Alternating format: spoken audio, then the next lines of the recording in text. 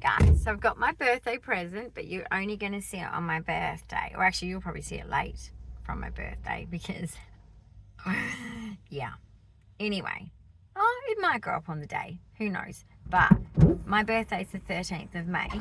And I got some pajamas. But we're here at 7-Eleven for Slurpees.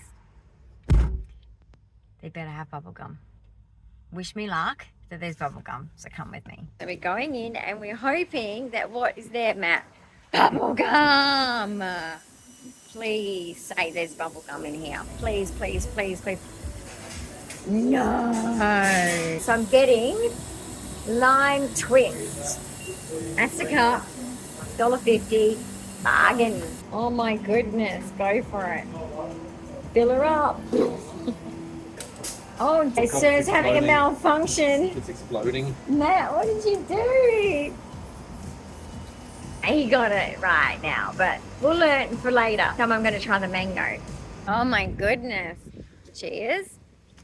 The lime twist. Oh, it's good. Why are we finding it hard to find different flavours though? I want bubblegum or grape, and everywhere I go, they don't have bubblegum and grape. I'm getting rather disappointed. Okay, so 7-Eleven. Where's your places that actually have them? All right, so I'm going to put that up there, literally on the ceiling, kind of. My water has to go somewhere else. That has to go there. Okay, I'm closing that from the noise because... Oh, are you okay? Did I nearly chop off your arm? God, you're dangerous to be around. Can you hold it? I nearly chopped off your arm. You chopped off my arm. Oh, you scared the shit out of me. I'm so sorry. I came to help you. I know, right? And I just about chopped it. Okay. You're right. It's my birthday tomorrow. Tomorrow. It's my birthday. Tomorrow is my birthday. Do we need to get Tomorrow birthday cake? It's my birthday. No, because I'm gluten free. I'm celiac. We could get some gluten-free cake. No. You know what? If you could find me bubble gum. I'm still trying to find. Would be just as good as a slice of cake for me. I know. I have always, ever since I was a little kid, Slurpees have been my thing. I'm glad they're back. You've got your thing. Well, they've been back for a while actually. But I'm a bit slow. Well, that's okay. Still on the uptake, but we finally get there in the end, don't we? We found my Slurpee. It's a twisty lime. Or twisted lime or twist lime. I don't know. This is for Lyme disease, people. Cheers. I hope you're all doing good, looking after yourself, and I hope that you're getting any improvement you ever can, because I know that Australia starts for treatment for Lyme disease. I have Lyme borreliosis, so I relate. So if you know any Limeys, send them to our channel because we are Lyme disease friendly. Why do we not talk about Lyme disease in Australia, honey? What's the rationale behind that? Because the government says it doesn't exist. But literally, you know what happens? Literally. They get to the airport and suddenly your body just goes, cured. It's a bit like autism at 18. Or, autism suddenly disappears at age 18. All those ships, right, that come in and all these birds that migrate to Australia with ticks on them. Yeah, they just drop dead at the water. Yeah. Oh, that's not a car. Okay, I'm really not having much fun with this maze. So basically, no, they get to the airport or they get onto the ports, and the ticks that have Lyme disease in them. This is what the Australian government tells us. Biodivergency. What happens is they self-explode. Right. Okay. They don't. But no. They do. No. The government says it. The government says it when they get here. Yep. And they go through customs. Yep. They self-explode. Lyme disease. No one has Lyme disease in Australia. Okay, so Lyme disease, which comes... Bullshit. Okay, so let's explain a few things for people because people don't understand about it. It comes from the tick bite, or it can come from any other sort of insect which also bites the skin. So March flies, horseflies, mosquitoes. Commonly, okay. So ticks have been perceived with it because it's come out, and the name Lyme was actually originated because there was a cluster of patients in the US in a state called Lyme, Connecticut, just by coincidence across the river from the labs where the government was testing the biological connection warfare. at all. But we're not going to go there because No connection to that at all. They were not experimenting at all with biological warfare. Biological warfare. Yep. No experimentation was going on. We're not experiments. Yeah, let's not go there. But anyway, so it was just across the water of Lyme, that's just a Connecticut. coincidence. And that's where the cluster was formed with people with fatiguing conditions and everything else. Hence the name. They commonly would come from in America the deer tick. And in the here, tick. the kangaroos. Well, here in Australia, we have them in the reptile tick, so goannas, birds, echidnas, snakes, particularly WA. You can also, obviously, mammalian or meat allergy is a derivative in Australia, the paralysis tick. Which isn't it funny, because when I had glandular fever, I actually went off meat for years. Funny about that. And I could not stomach it. Because it causes that reaction and effect.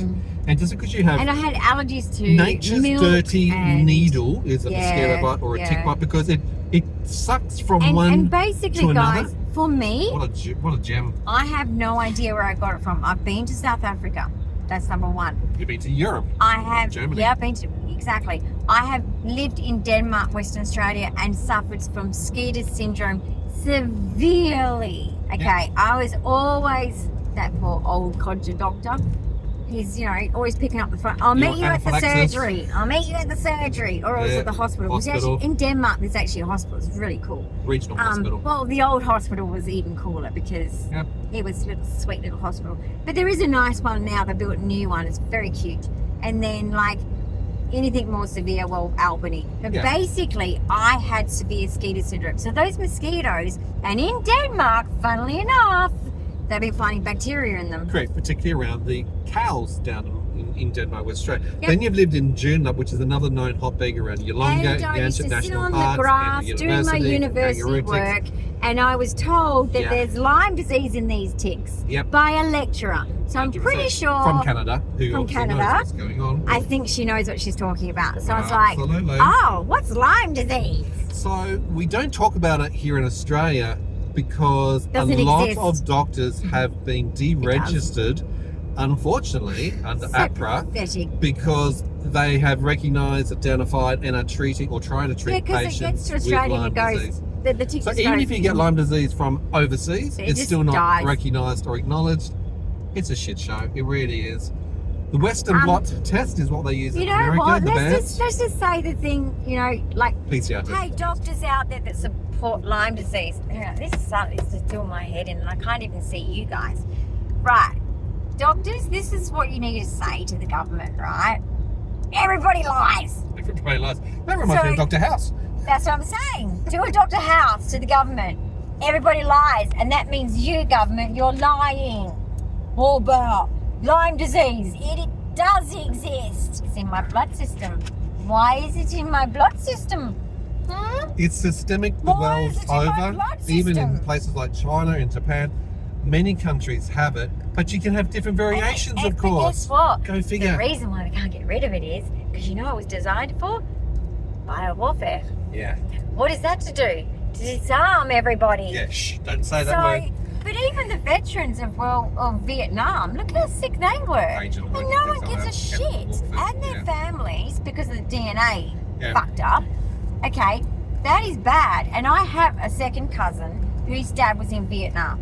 And I experienced a lot of effects through being very close with his family. And I adore that family. And I was always the type of kid that had such a big heart. I listened to the stories. I heard all the adult conversations because autistic kids do that. We hang around the adults and listen.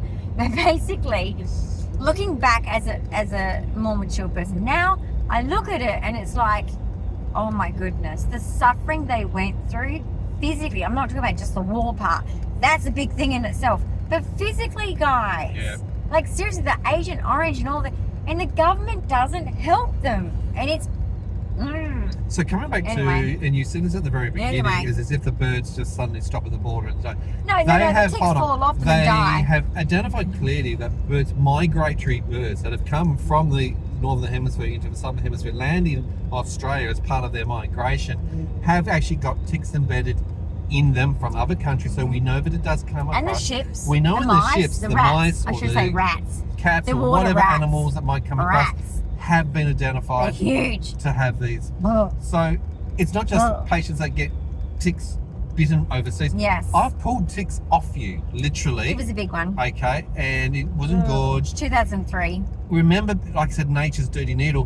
When they bite you with their proboscis, they are actually Yeah, biting it multiple hurts animals. when you take it out. It's you don't. Back then, the advice to take it out was the wrong advice, wasn't it? You were told to. We rung Health Direct because I didn't want to go to hospital because I've got 2 kids. It's like we don't have time to go to hospital because they're always at hospital with me. So it's like, you know, you try and minimise that because our kids at that time were very young, and it's like we're not going to leave our kids and mess up their whole routine. So we rung Health Direct and we did what they said, putting Vaseline on it, get a cotton and pull it out. Now this tick that I had was this big. Fully engorged all and day of course long. It I worked with it there. when you aggravate it was on my back and all the head day. can break off into the body, and if it regurgitates its stomach of its contents, which it would have, because as it came out, it was scratching me. It was scratching me. It was alive. The crap that's it wasn't inside dead. it, the bacteriums. Well, it wasn't dead when you pulled it out because I could feel it trying to go back in when you're trying to pull it out, and I could feel each individual little clamping. You know, the little. If you look at it under a microscope, the heads bury themselves in the butts, right? You'll see these little sharp little barbs out of their legs, and I felt every barb leave my body. After that bite, your back was numb for I don't know how long. Months. Seriously, and I still loss get it of now. sensitivity. I still get it now. I wash my back some days and I go, it's numb. It was actually it's like someone else's back. ED emergency department doctor in St Charles Gardner Hospital when you presented with your inability to walk. He said you could have, and he didn't know your background history, that you could have Lyme from Lyme disease from a tick bite. Which is what I do have as well. Which was one of the things. But then you had a neurologist who yelled and screamed at you. He said, Lyme doesn't exist in Australia. Yeah. All right. Well, you tell the ED doctor then, because we didn't say it. Your ED he doctor got said so it. butthurt too, that doctor. He like, did. But Lyme is something dude. that does actually occur as well and creates a whole range of neurological symptoms. Look out there. Can't see. Can't see? Can't see. There's a big barrier, honey. You can't see? You can't I'm see. sorry, you probably can't see. No, but I can't anyway. see. Over there you can see. So we don't talk about it because unfortunately it's one of those conditions which we don't get puts you recognised on a bit of a blacklist and makes it's all in your head again. But you know what? They've done that with everything. Yeah. Even my 22Q at the moment, they're trying to act like, yeah, we know, but it's like you can't get out of it. It's 99.9% accurate. And the geneticist did a massive long consult before with all my symptomology. Yep. It's kind of a big legal case. I think you need to shut the fuck up now and just own up to the fact that you failed me. Because you thought that I was a chick that was a little bit sensitive, a little bit... and you got it wrong. Actually, there's family and friends that need to apologise to me too. Yeah. Anyway, I won't go there. But I'm just saying, like, literally... even though you have Lyme disease, even though you might have ME/CFS and you're on my channel for those reasons as well, just always remember, guys, that you don't always have one thing in life, unfortunately. No. And of course, keep your immune system. for other things. A lot of people. No, but hang on. No. What I'm trying to say is, some people actually get affected worse by Lyme disease and ME/CFS because they have an underlying medical condition. That's what I was trying to say. The amplifiers there. The reality is you're vulnerable or susceptible because you've got a compromised immune system because of 22Q. Your body doesn't react very well like other showed people. up in the last blood test. EBV, CFD. Why? I'm 50. I'll be 51 tomorrow, and it's like I had EBV at 17. So why have I still got it? Reactivated Epstein-Barr virus. Yep, indeed. Well, look, this is all come up because it's 7-Eleven and your Lyme Slurpee. Oh, I tell you what, I'm going to be enjoying this. This to me is better than a piece of cake. I don't know, like I'm loving it. Cake for me has become a bit of an aversion, hasn't it? It Because has, unfortunately. with my gastroparesis, guys, my stomach is struggling to pass. But I do want to do a big shout out to a lot of patients in the cohorts out there, not just Australia but worldwide, who have struggled with Lyme disease, with UK, you ME/CFS, struggle in UK. fatiguing conditions. There are a lot of patients in America. who have been shut down, who have been ignored, who have been gaslit, particularly by a male misogynistic medical And we're so organisation sorry who doesn't understand. because we understand that. And you know what? Persist, and the proof is out now. Persist with your health in general because you'll get them. But it does take persistence. And it does take a lot of your own proactive research, which I'm grateful for that Matt's done for me. Otherwise, I would be a lost person, probably homeless, probably dead, because, and then no one would ever know until probably the end, what is it, the end testing they do when you're dead. Oh, right. They would have gone, oh, she had 22q syndrome. So that would mean my story if it wasn't for you. Yeah, unfortunately, there's a lot of patients who've actually been found out to have died by Lyme borreliosis. Correct. At their autopsy at that and point in time. ME/CFS can kill as well, guys. Oh, I'm not kidding. Me. ME/CFS can actually kill people. So these things are real, but of course, these old codgers in the job don't want to adapt. They've got big egos and they don't want to relearn new things. And sadly, us women we've still got a long way to go. I'm gonna put that front because the sun is being a bit of annoying at that time of the day, but it's bright, it isn't is down to the fact that us women, please get advocates if you need to do so, because women get dismissed all the time, and I'm telling you, don't tolerate it. You've got rights, and that's my biggest thing. You're worthy and you have the right. Anyway, I'll catch you in the next video. What do you have to say? Nothing much to wrap up on that, except for you got a nice line Slurpee. That's part of your birthday, I hope, along with Peter Alexander. It is part of it, exactly. I got Peter Alexander pajamas for my birthday. Yeah. And a Slurpee. It's the small things. We've done something, which is cool. I love it. Got to make it special. I love it. We try our very best. And then the week after will be But his if you've been invigorated by the conversation around Lyme, a lot of people in Australia do know about ticks and tick bites. Veterinarians know more about this space than actual doctors. There are a lot of dogs and animals that are cattle and obviously other sort of farming animals. And if you're having struggles with Lyme disease or ME/CFS or anything like that, and just give me an email, okay? And we can talk about it. Indeed, we'll have a conversation. Guys, big thumbs up of encourage, comments, questions, ideas, and suggestions. Leave them below. You know. Yeah, there's certain things that we can't say directly on the channel, unfortunately. Yeah. If you know, you know. If you know, you know. Don't forget to subscribe, hit that notification bell, and we'll see you soon. Bye, guys. Bye.